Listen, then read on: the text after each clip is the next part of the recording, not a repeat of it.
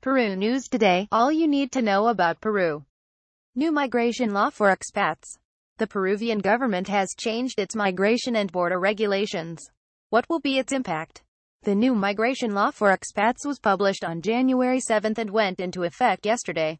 According to the Superintendencia Nacional de Migraciones, the Peruvian Migrations Office, this new legislation will make the process of entering into the country much easier for foreigners that are highly qualified and for investors and volunteers who are willing to contribute to the country's development. The new migration law classifies two migration conditions, the first being temporary.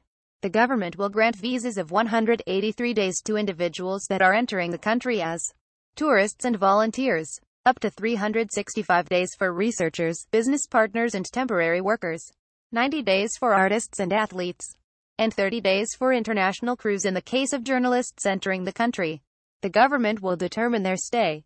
The second condition is residence.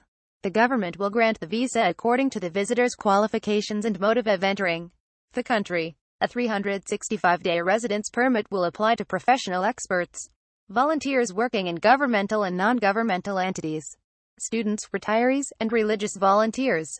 The national officer at Migraciones, Eduardo Sevilla, explained that foreigners who would like to invest in Peru can initially apply for a visa for business reasons. Later on, if the investment is successful and some goods are acquired in the country, the person would then qualify for a resident permit as an investor.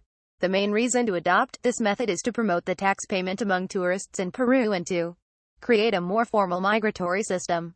Entities such as the Superintendencia Nacional de Administración Tributaria, SUNAT, the organization in charge of tax payment in Peru, and the Ministry of Work are coming together to monitor this system.